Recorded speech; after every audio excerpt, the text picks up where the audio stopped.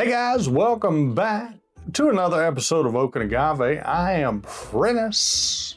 And I am Chris Gunn as always. He is Chris Gunn as always. We're still in his humble abode here at the man cave, the Chris as always cave.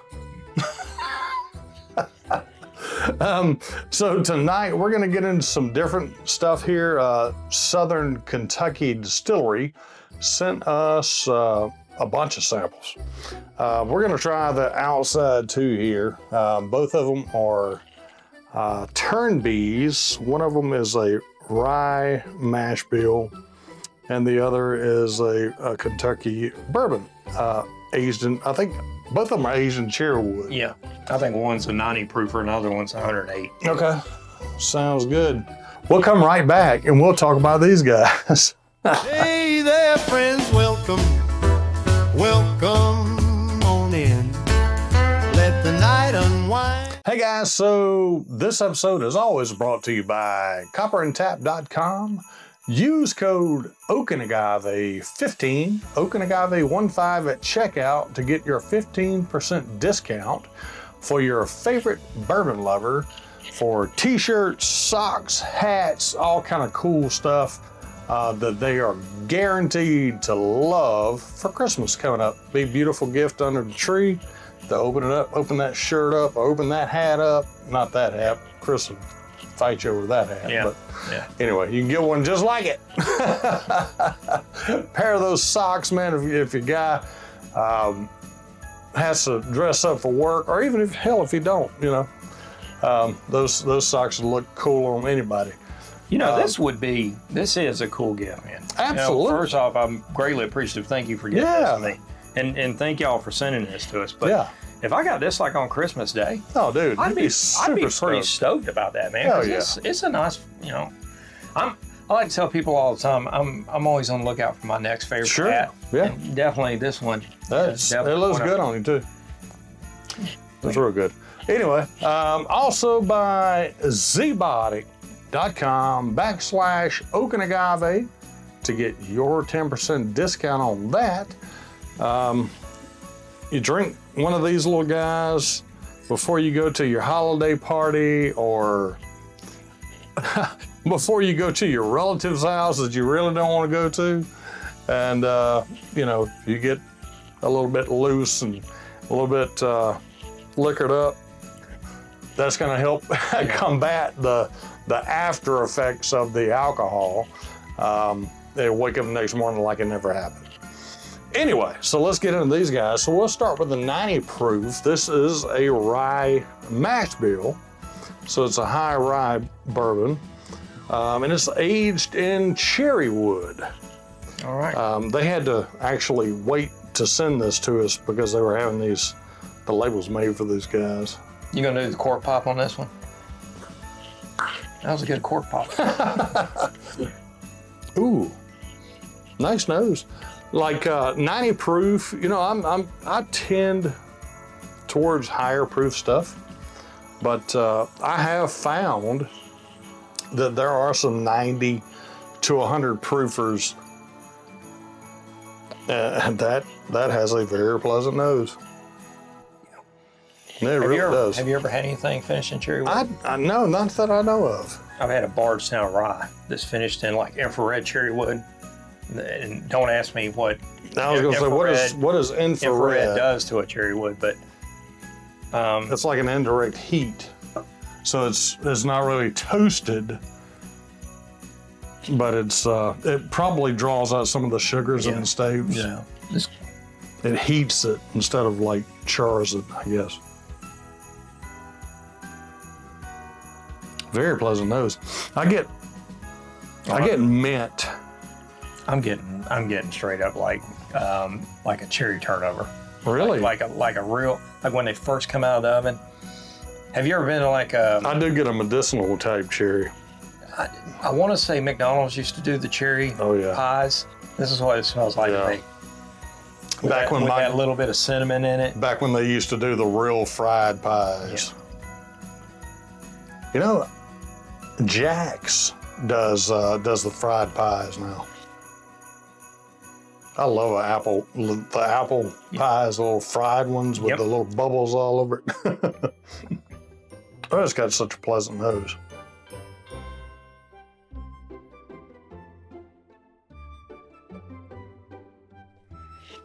Wow. I know. I got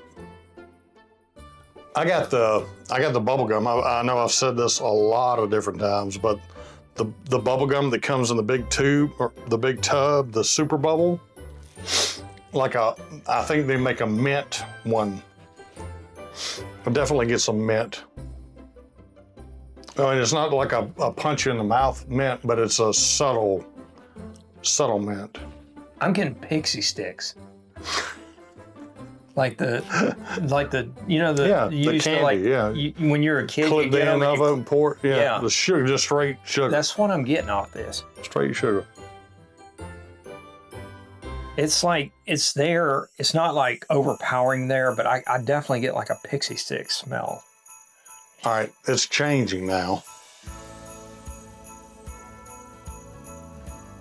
So I'm getting kind of like maybe a cobbler with some good, nice crust on top. You know, that cobbler like your grandma used to make. I'm getting those Luden's drops too. The cherry. Yeah. Yeah, I'm getting strong medicinal cherry. Maybe a cherry cobbler with some of that white icing on top.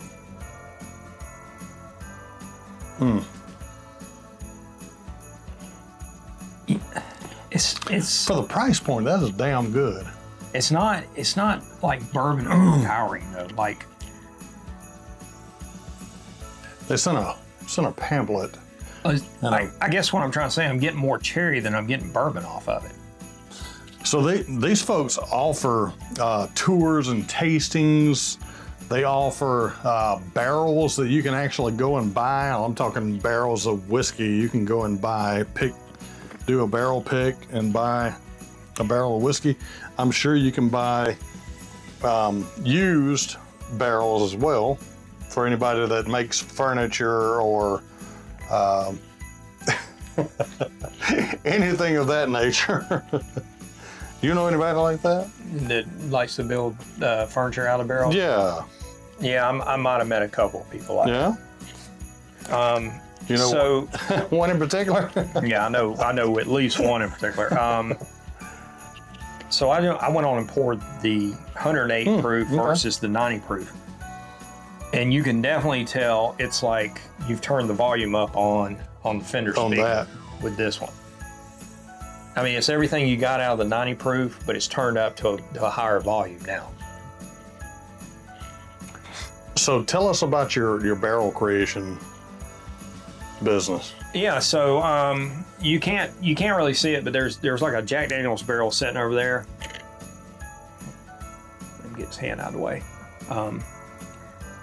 So I was given that barrel when I retired from the Army, and my wife took it to a gentleman to get a door cut in it and put a shelf in it, and he didn't completely mess it up, but he didn't completely get it right. I mean, I'm not trying to be hateful about this. Yeah. He just didn't, like, on the bottom portion, he didn't cut it deep enough to where you can use the middle shelf. The door works fine, and you can use the middle shelf, but you can't get your hand up under the middle shelf to use any of the real estate up under the shelf. Mm-hmm. And so I got a little frustrated because as much as I love the barrel, I felt that there was some unused space there. And so I told my wife, I was like, I could have done a better job than this. And you know, I guess that's just the male in me. Sure. You gotta always try to think you can do better than anybody else, which you can't. I mean, I'll be the first to admit you can't do better than everybody else all the time. Not all the time. But anyway, I had another barrel that someone had gave me, and it was just sitting in the garage, and I went out there and I converted that. My wife came out there about a day later because this was kind of, I guess the best way to explain it, I got told when I retired from the Army, you survived in chaos for 30 years being in the military. Now you got to learn how to live in the stillness. You got to find a purpose that's not military related. And so my wife came out about 2 days later, and I was really trying to find a purpose. You were still out there. Yeah, I was out there with a Sawzall going to town on that barrel, and my wife's like, "What are you doing?" And I'm like, "I'm converting it into a cabinet."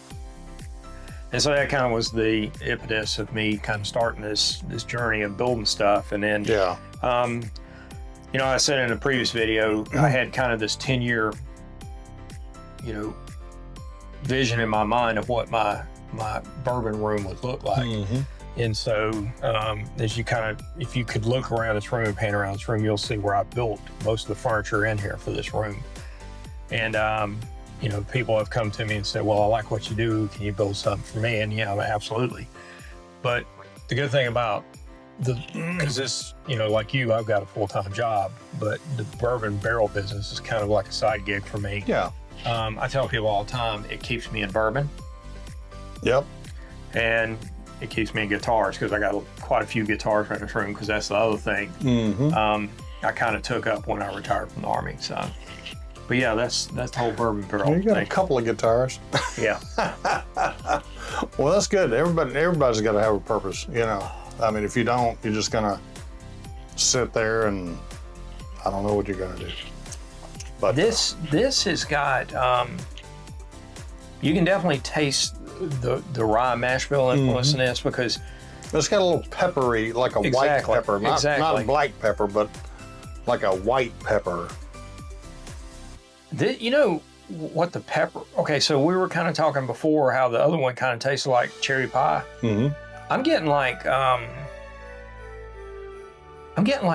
as weird as it sounds, I'm getting like a pork chop, like a real peppery pork chop with like some cherries on the side on this one. I think that's the first I've heard of that. Yeah, it's a pork chop. Yeah, maybe it's because I like pork chops. I like pork chops too, but maybe a slab of ribs with a cherry glaze on it. That's it. That's it.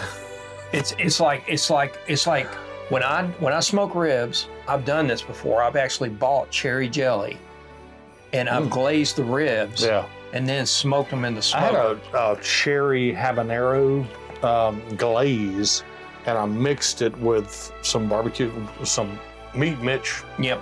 Womp sauce. Yep. Yep.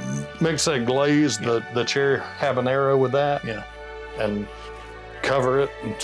That's some good stuff, brother. Woo. Yeah. But anyway, hey, these guys have got all kind of different flavors. They sent vodkas, they sent peanut butter whiskeys, and kind of like a fire or cinnamon whiskey. And we're not going to sample those tonight because we both have to go to work tomorrow. Yeah. And I need to function tomorrow because it's year end, and we got a lot of stuff we got to do for year end. You give me cinnamon whiskey, and I'm liable to be parking at the Moon before the night's over too. Probably. So yeah, and in the morning. You could take that. That peanut butter whiskey and mix it with a banana whiskey. You know, like peanut butter jelly sandwich. I've actually got a peanut butter, banana, bacon whiskey. Okay. It's Elvis whiskey. Yeah. Elvis whiskey. Yeah. It's actually got his picture on it and says TCB. It's got the TCB logo. Yeah. And it's not bad, actually, for a flavored whiskey. You know, you got to go into it knowing what it is. But you take some of that peanut butter whiskey and you do a half a shot with it, and then you pour Chambord, which is a raspberry liqueur, okay, on top of that. Don't mix it, and shoot that, and it's peanut butter and jelly sandwich all day long. Wow. It's delicious too. Dangerous. I am not advocating that. Yeah. I'm just giving an idea. That's all. Especially when you're in your 50s like us. Yeah. Who? 50s? What are you talking about? Oh, come on now. We were talking about this earlier. I feel like I'm still 18. Look, I still look like I do. I got braces. What? So this was fairly interesting for me, was doing the 90 proofer and then trying the 108 proof immediately after. I always like starting with the lower proof because, I mean, you'll blow your palate out and you won't be able to even taste the 90 proof. But yeah, that 108 proof, it's got a distinctive taste to it. It's really, you definitely get the cherry influence on that, the cherry wood, but I do believe, like you said, that rye brings that pepper influence in there too. Yeah, a little bit, but it's really good, and for the price point, I mean, it's unbelievable. So these folks, Southern Kentucky Distilleries, like I said, they do tours and tastings. They are 15 minutes from Lake Cumberland and Dale Hollow, Cumberland River in between the beautiful Dale Hollow Lake and Lake Cumberland. They're 15 minutes from each. So if you're in the area, make a Saturday trip, go see these guys. They're really cool. They're gonna give you some really, I don't know about give you, but they're gonna provide some really cool samplings. Got all kind of different stuff in here, man. They got all kind of different moonshines too. They got strawberry lemonade, party peach, green apple, watermelon, blackberry. And their best selling, you ready? Dingleberry. I don't know that I want to taste a dingleberry flavored. I've been called a dingleberry a couple times in my life, but I don't know if I've ever tried one. But anyway, hey, thank you, Southern Kentucky Distillery. Shout out to you for sending these guys, and we appreciate it. And we'll catch you guys next time. I forgot. Hashtag Copper and Tap in the comments to be entered into the sweepstakes drawing on December the 20th. We'll do a live video, December 20. Put the names in a hat and reach in there and draw out a name for any item off of the Copper and Tap website. But in the meantime, use Oak and Agave 15 to get a 15% discount on some really cool Christmas gifts. Order now and you got time to get that in under the tree. But hey, we'll see you guys next time on Oak and Agave. Thanks for watching all the way to the end, and have a good night.